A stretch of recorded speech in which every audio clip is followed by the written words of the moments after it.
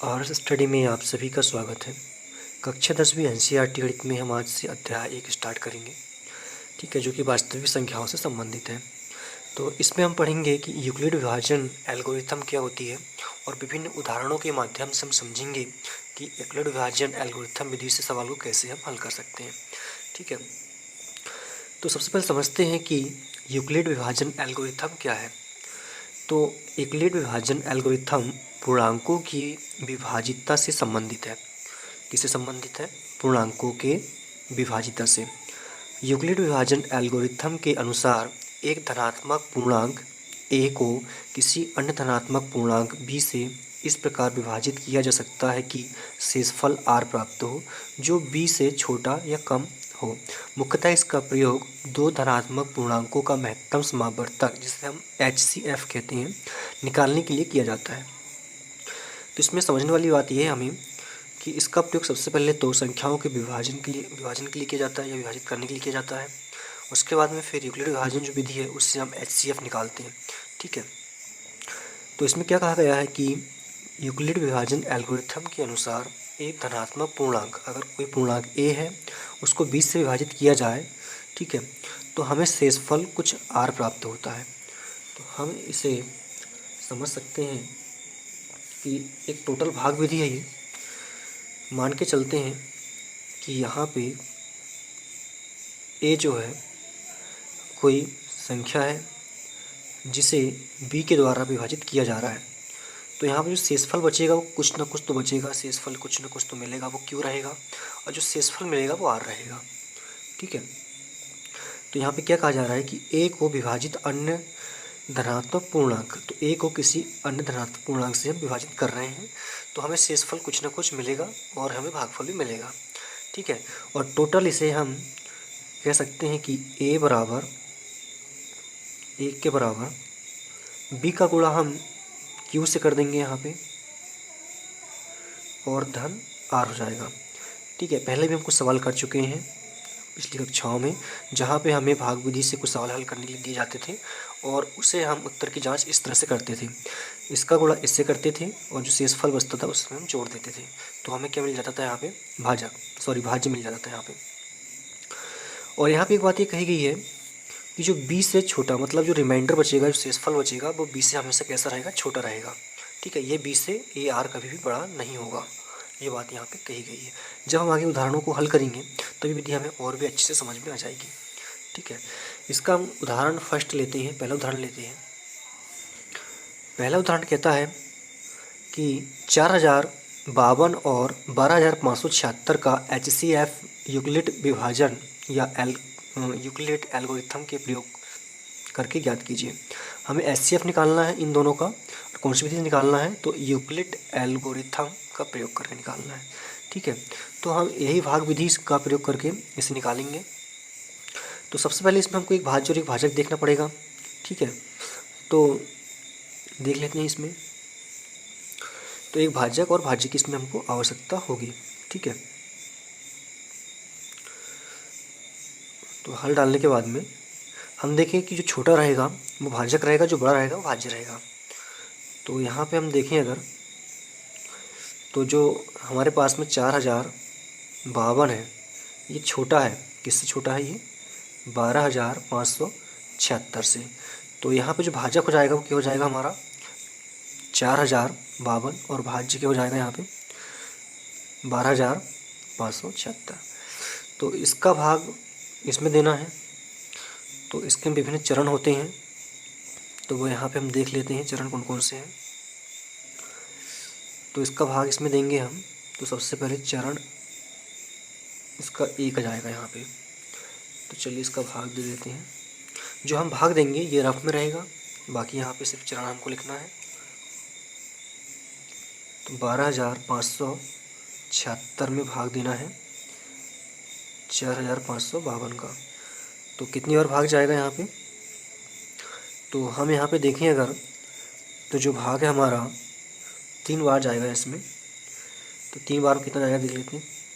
3 दूनी 6, 3 5 15, 15 का 5, हासिल का 1, 3 शून्य शून्य, शून्य में 1 जोड़ेंगे तो यहाँ पे 1 ही आएगा। 3 चौके 12। तो तो यहाँ पे जब इसको माइनस करेंगे 0, यहाँ से बचेगा 2, 5 में से 1 गया 4, यहाँ पे कुछ नहीं बचेगा। तो जब हमने यहाँ पे भाग दिया तो इस तरह से देखेंगे अगर, तो ए के स्थान पर क्या आ रहा है हमारा, यहाँ पे ए के स्थान पर ये आ रहा है 12,576 आ रहा है।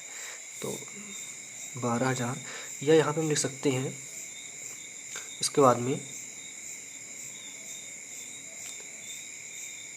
यूक्लिड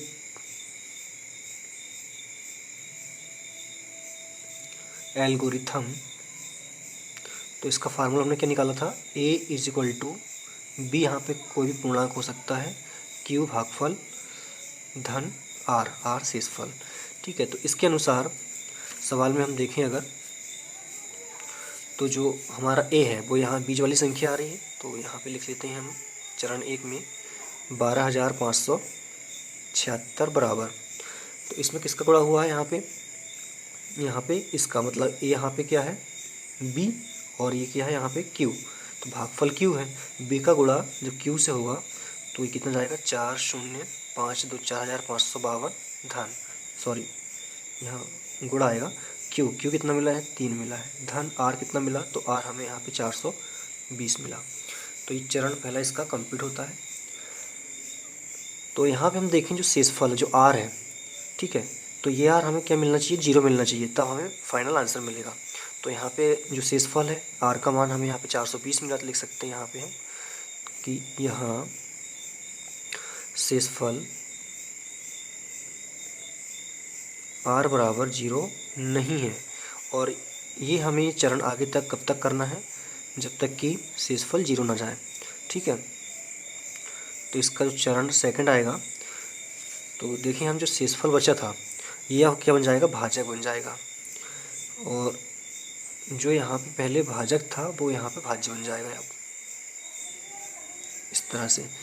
तो हमें 420 का इसमें भाग देना है, तो कितनी बार यहाँ पे हम भाग देंगे, तो 420 में हम देखें अगर, तो हमें यहाँ पे 9 बार यहाँ पे भाग देना पड़ेगा।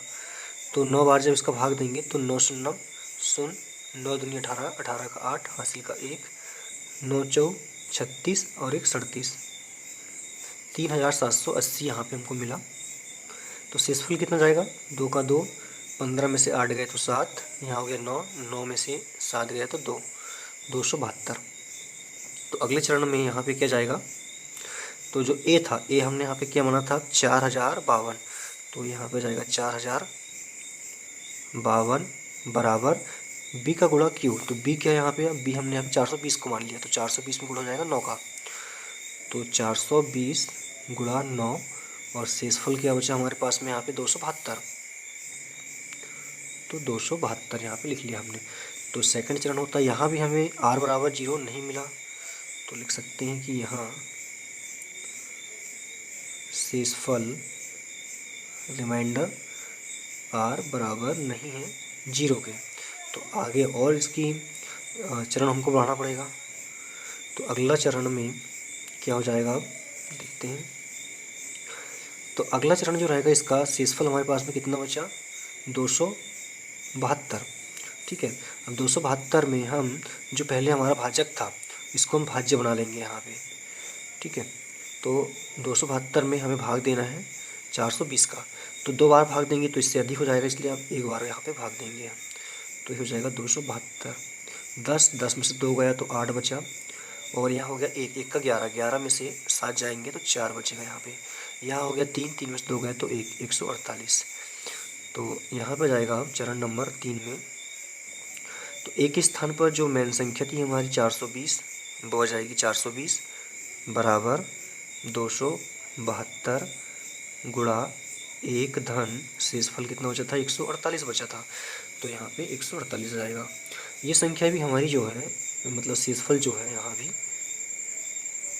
0 के बराबर नहीं है,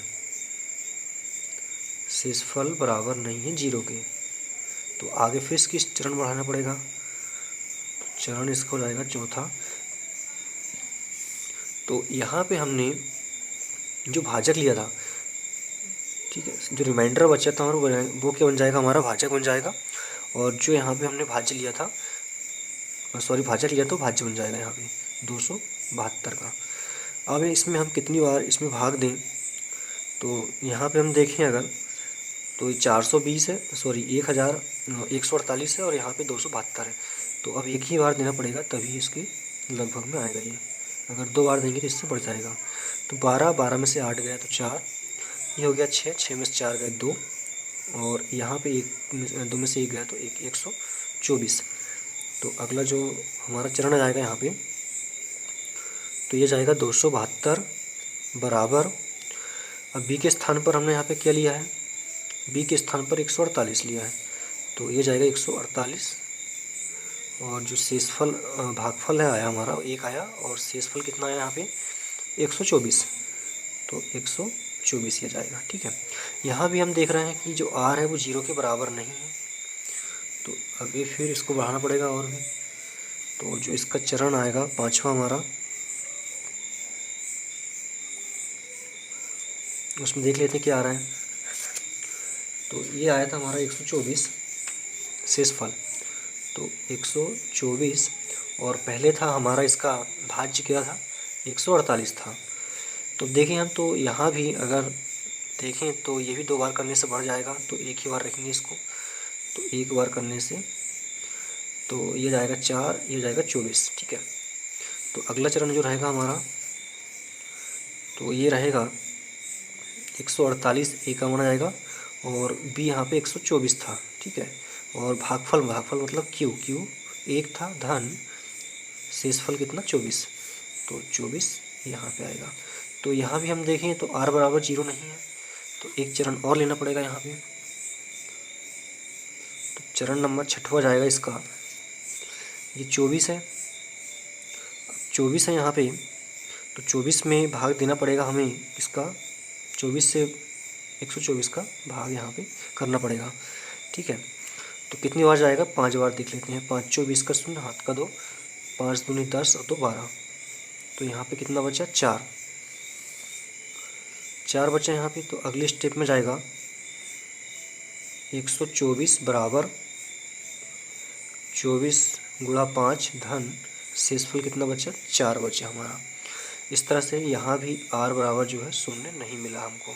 तो फिर से इसकी स्टेप बनाएंगे। तो यहाँ पे हमें लास्ट में शेषफल क्या मिला था 4 मिला था, तो ये 4 जो है अब क्या बन जाएगा भाजक, और जो इसका पहले भाजक था वो क्या बन जाएगा भाज्य। तो अब 4 का हम इसमें भाग देंगे तो कितने बार जाएगा, तो ये 6 बार जाएगा। 4 6 24, तो शेषफल इसमें 0 बचा। तो यहाँ पे जो ए था वो क्या 24 हो जाएगा। 24 बराबर 4 गुणा 6 धन 0। तो यहाँ पे हमें r बराबर कितना 0 मिला है। ठीक है, तो हमारा HCF जो है वो क्या हो जाएगा 4 हो जाएगा, क्योंकि हमने लास्ट में 4 का भाग 24 में दिया। ठीक है, तो यहाँ पे हमें क्या मिल जाता है कि r बराबर 0, इसलिए हमारा जो कहना चाहिए कि HCF है, तो इसलिए हम कह सकते हैं कि जो HCF है वो कितना हो जाएगा, तो जो HCF है 4052 और 12576 का क्या जाएगा 4 हो जाएगा, और यही हमारा आंसर है। तो ऐसे हम देखें अगर तो बहुत ही सिंपल है, ये थोड़ा समझने का इसका प्रयास करने की आवश्यकता है। जो भाग करेंगे हम वो रफ में करेंगे, बाकी जो स्टेप आएगी हमारी वो इस तरह से आएगी। आगे भी हमें प्रश्नावली में इसी तरह के सवाल हल करने हैं, और जब हम अगले उदाहरणों को और करेंगे तो हमें ये और भी अच्छी तरीके से समझ में आने लगेगा। ठीक है, अगले वीडियो में हम इसका उदाहरण नंबर 2 हल करेंगे। लेकिन दोस्तों आप पहले हमारे चैनल को सब्सक्राइब कीजिएगा, वीडियो को लाइक करें, शेयर करें, कमेंट्स करें। धन्यवाद।